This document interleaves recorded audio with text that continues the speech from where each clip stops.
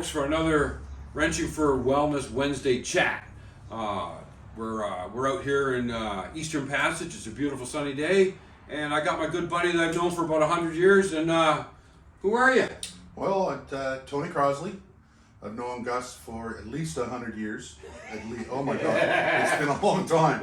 1981 or 1982. Our first ship. We were brand new, not even 20 years old, and we were hanging out together. I was double banking with you, and you taught me how to punch fires on a port boiler. Oh my goodness gracious! That was and then induced sprayer tips and blow soot. Oh God, yeah. All that ordinary seaman stuff. Wow. Yeah. Yeah, so we had a good time in the Navy. Seen a lot of different places. Yeah. Yeah. Absolutely. Yeah. It's been 82 was, the ships were just getting, they were just all getting fixed because the whole fleet was broke down, remember? Right. Oh, superheater headers. Superheater headers were gone, yeah. And they had to change all of them except for Annapolis and Nipigon. Right. So they were gone forever. Gosh darn. And then we got fixed, and then we were gone forever. Right. 83 was a huge year. I think we were gone NATO. I think we were gone 310 days in 1983 Wow, away from home. So you were a marine engineer. Yep. Stoker, greasy. Yeah, all them names. They're every trade in the Navy's jealous of stokers, and you're probably cringing right now, but that's okay. Well, we were smarter than everybody else. Right? I think that's how it went. I think that's how it went. I think my grade 9 was pretty good. Yeah. So you how long did you do? 32 years. Just shy of 32 years. I was medicaled out in 2013. Right. And I was 51 days short of 32 years complete. Wow. Did you make it to Chief Ure? No. No. Okay. No. Medical got stalled with beat up. Yeah. Knees, back, shoulders. Right. All the above. All of the above. Yeah. Knees and remember the ankle boots we used to have to wear? Oh, God. No support. Yeah. No ear defenders. Get a little bit of oil on them, the heel would fall off. Yeah. I see Steve, a buddy Steve White, he used to roll up a bit of white paper towel and stick it in his ears because all the ear muffs were used or leaking oil or the foam was taken out. Oh, jeez. Yeah. It's just Take the foam out and go complain to your PO about the ear defenders not working. Yeah. Yeah. Right. Extra duty watch for you. Yeah. Can you imagine going to George Lorenz and doing something like that? Nay. Oh my Jesus. Nay. Rip George, for sure. But so you were a stoker. You picked engineer. Why did you pick engineer when you joined? It's actually quite a funny story. When I went down to the recruiting office, I was eligible for every trade. Did all the aptitude tests. Every trade. Yeah. It was good for everything. Yeah. And I wanted to be a pilot because at the time I was flying planes out of Breslau, Ontario. And so I wanted to be a pilot, obviously, because you're a pilot, right? But I wore glasses at the time, and I didn't have a high school Certificate. So the recruiter said, "You can't be a pilot." And I said, "Okay." He says, and I said, "Why?" And he says, "Well, you got to finish high school." And I said, "Okay, I'll go back to high school. I'll finish high school and I'll come back. Yeah. Give me another year." Yeah. And he goes, "Nope, won't work." And I went, "Why?" He goes, Wow, man. You wear glasses. Yeah. You have to have 20/20 vision. Right. And I went, "Oh, all right." So we started talking about other things. Mm-hmm. Unbeknownst to me, Yeah. he was a stoker, and I didn't know what stokers were. Oh, right. I had no idea. Right. So he gave me 3 sheets of paper. One was a field engineer, Yeah. which my grandfather was in the war. Wow. He was part of Reaney, Right. so kind of had that background. Yeah. He gave me an army trade. My uncle was artillery. He was Lord Strathcona Horse. Right. So I had a little bit of family. My dad wasn't in, or my uncle wasn't in, but my one uncle and my grandfather was in. Yeah. And then he gave me the stoker one, right? So I had 3 cuts. So I was only 17 at the time. And mom and dad were sitting at the table with me, and we were going through them and trying to figure out what would be the best. And I always liked working on cars. I liked auto shop. I worked on tractors and cars and stuff on the farm and all that good stuff, right? And I had no idea we even had a Navy. Right. I'm in Ontario. Right. Me too. Canada's got a Navy, right? Yeah. And the cut on the marine engineering mechanic, Yeah. it had a picture of a guy working on a diesel engine. Oh, yeah. So my mother thought that was pretty cool. And Dad and I were kind of really focused on field engineer. 1, it was mechanical, and 2, it was legacy with Grandpa and all that other stuff. Sure. And my mom says, "Why don't you try this? Navy, you get to travel a lot. And I said, yeah, sure, what the hell, Mom? Why not? Not knowing a thing. Not knowing anything. And the rest, as they say, is history. Right on. So Right on. we did, I did that. I joined as a stoker, and, Yeah. and which I was lucky because that was in October of 1981. Yeah. And in January 1982, they changed the education requirements. Oh. You had to have a high school education. Is by that then. right? Yeah. Oh wow. And I didn't. I only had grade 9. I only completed grade 9, right? So I got in. Yeah. Your aptitude test was good. My so- aptitude test was good, so yeah. I made the grade as far as that went. And then the rest is history. They sent me to basic training and So you said farm tractors. Your father had a farm. Grandfather. Yeah. So you were wrenching on your grandfather's farm. I learned, yeah, that's where I learned how to. Yeah. So was your dad a bit of a wrencher as well? No. Yes. No, No. we Grand- used to laugh a lot at Dad because Yeah, he put yeah. a wrench in his hand and it would fall out. But he would try. Dad tried, Yeah. and my grandfather used to get so mad because my grandfather could fix anything with a Right. piece of baling twine and a crescent wrench, right? Right, Like right, that's just right. the way they were. Right. And but Grandpa taught me a lot. I remember when I was in high school, I started auto shop in grade 9, and one of our projects was rebuilding a one single barrel carburetor. Right. This old Rochester single barrel, Right. and we each got one. We had to rebuild it. Right. And I was sitting at the kitchen table, and Grandpa and Grandma were down, and we were having a visit and stuff like that.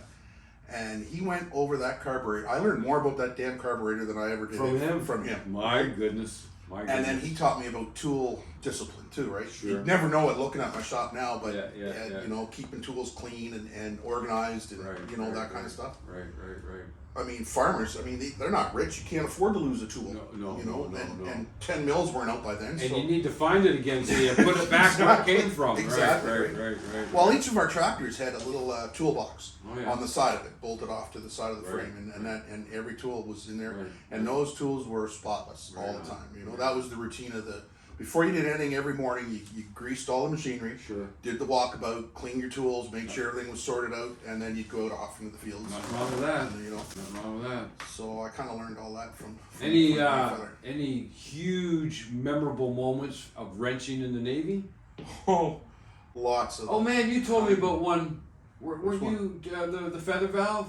Oh, God, yeah. Lee Mercer did Yeah, something. And yeah, we yeah. were at a Stoker gather round. That's an engineering.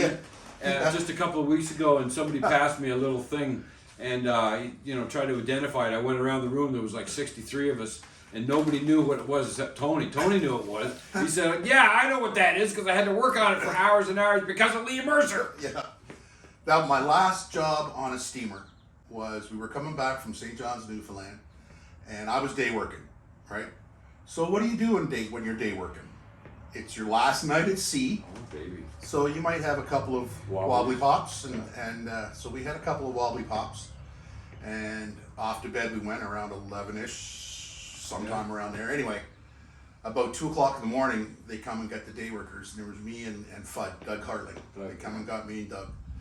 And Lee was the boiler operator, and he popped the safeties on the port boiler, right?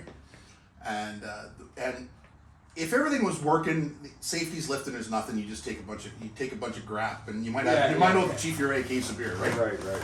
That was Kenny Moen. Kenny Moen was religious about that. You pop safeties, you owe him a case of beer, right? Yeah. And however, when they lifted on Lee, the feather valve broke. And if the feather valve breaks, they won't reseat. The safeties won't. The unloader won't reset. Nothing else. You gonna will. dump your boiler? You're gonna dump your boiler, right? Oh, So no. he did the full leaky tube drill, all that other good stuff. Everything got the plant safe, and then they were down to one boiler. But we're at sea on one boiler Right. on the Grand Banks. There isn't a CO on the planet that I want both boilers. Yeah, exactly. If I can have both boilers, I want both boilers. Yeah. So fix the damn thing. Yeah. So they came and got the day workers. Well, Mr. Man, I went down before I even started the jump. I went down and I told Lee, I said, Lee, if you lift the safeties, I will come down here and kill you.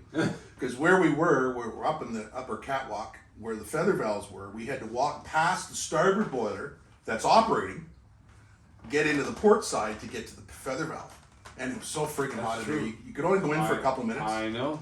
You know, we go in, you get a wrench, or you get a bolt half undone, then you'd have to leave, and then Doug would go in and get it a little bit more, and then I'd go back in, and it just, oh my God, it took a couple hours, Wow. you'd never know that we had a beer that night. Oh my God, I sweated every Sweated. single beer. From, No I doubt. think the entire time I was on the Ottawa, doubt. I did that. But yeah, that was one of my most memorable jobs. So that's wrenching, folks. That's wrenching, and that's hardcore wrenching. Yeah. But at the end of the day, the boiler got fixed. It got flashed up again, and we came in on 2 boilers, which is the ultimate goal, right? Ultimate. Always come in on 2 boilers. So. And nowadays, I don't even think that's capable. I don't even think the stokers or the marine engineers are even able to carry out that kind of maintenance or repair. I don't know anymore. I know that You know, because it's fixed by replacement nowadays. You know, Yeah. it's like it's you know, hard to call in the contractors and yeah. But when you're in when you're in the middle of the ocean, you know somebody's got to twist a wrench. That's right. That's You right. know, there's a lot of guys that have done some amazing things. Aubrey Rice comes to mind right off the bat. You know, he was the guy that put power back to the Shakotamy. Right, You know, right. when they had that fire and The submarine, we lost an officer. lost an officer, but could have been a lot worse if it hadn't been for Aubrey. Aubrey was the only one to get that engine going and get power back To the boat. to the boat. Yeah. And they were able to save So- the boat. So That's wrenching, man. You know. That's wrenching. So you got some history in wrenching. You got some good career wrenching. You got a long time service to Canada, and thank you. People like to say that it's a catchphrase nowadays. And it is. It's just yeah, whatever. Thanks for saying that. But You know, when people say that to me, I almost get a little embarrassed. I don't You know, even know what to say to tell you the truth. And if you ever go down to the States, I mean, you can say what you Oh, will yeah. about the States, but they are They love their veterans. They love their veterans, and they are a patriotic group. And, Yeah. and yeah, they have their issues, but who doesn't, right? Right. But we were down last July. We went down to Tennessee. We were running around the Smoky Mountains on our bikes and stuff, and we really had a great time. And God, they treated us good. But everyone, as soon as they find out you're a vet, thank you for your service. Yeah. And I don't know how to reply to it. No, You know, no. I can't say you're welcome. Yeah. Like, Yeah. you know, I mean, thanks. I really don't have a clue what to say. I know. You know, I find it a little embarrassing. Yeah. But you know, it So- is what it is. But it's polite. I mean, I gotta. Oh give yeah, that. It is yeah, polite. it is. It's nice that they take the time. Some of them walk a great distance across the mall to come over and say something, Oh, and they God, turn yeah. around and they'll walk back, which Yeah. is very nice and it's appreciated. It is. So let's talk about some veterans and first responders and maybe some retired RCMP that used to wrench while they were serving, but they've now retired. They might have some issues because of some of the missions that they were on, and they sit in their homes and they don't wrench anymore because they don't even have a toolbox. So what would you say if there was actually a spot with some stuff like the motorcycle that you're going to Yeah. donate, Yeah. sitting on a lift, and you were able to come in and wrench on it? Do you think that would be a thing? I think it would be awesome. I can only speak on my own personal experience, and my wife, she had a lot to do with getting me this shop built. I mean, you saw my house. I've got a semi, or not a semi. I got a split entry with a garage on. I got 2 garages, Yeah. but that was just a storage room. Right. And after I retired, I kind of went into a funk for a little while. You know, I had a job. It was a great job. I loved the people I was working with for the most part. Yeah. But I wasn't doing what I really liked doing, Mm-hmm. you know. And so my wife decided. She says, "Well, we've got the money. Let's build you a garage." Nice. That garage I always wanted. So we did. Good. And then good. we only did it half, so we could I could finish it. Right. So they got it framed, roof tight, and then I finished it. Right? Good, Me and good, a couple good. of buddies. Wow. Well done. Yeah, it's Well done. still a work in progress. Nice. But, Well done. So, wrenching for wellness is a term that I came up with, and I've just recently become a nonprofit. It's called Atlantic Wrenching for Wellness Alliance because they want a word at the end.